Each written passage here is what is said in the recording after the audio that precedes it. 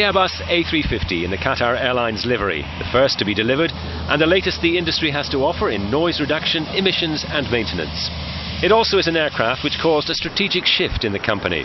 The call for both cabin comfort and better economics from airlines like Qatar caused a rethink at Airbus, and the first of 778 orders to date was delivered after almost a decade of design and production.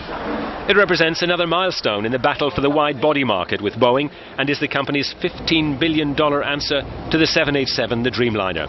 Next month, the two jets will start competing in the skies. Analysts believe with the arrival of the carbon plastic A350, the two companies are now well matched. Airbus has long dominated the market for smaller, narrow-bodied jets, but analysts say it needs the larger profits that come from the next size up.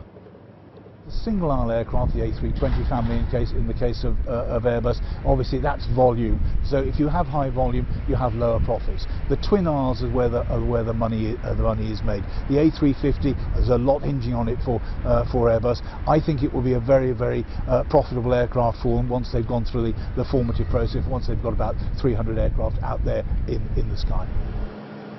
Few doubt the demand is there for this model. Asia and the Middle East in particular may be ordering wholesale for a decade.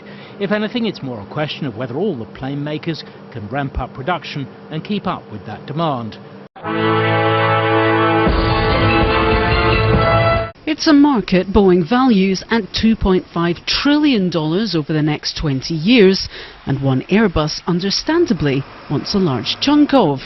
And the sky's the limit now the aircraft are starting to roll off the production line.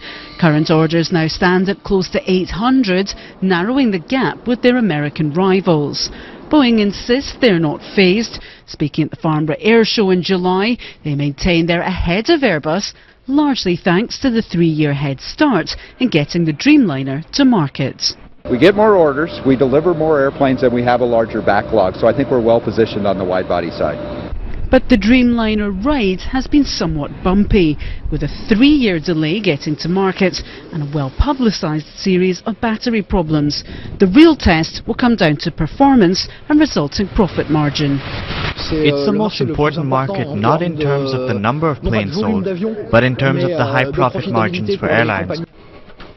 The A350 trumps the competition in terms of fuel consumption, thanks to its all-carbon composition.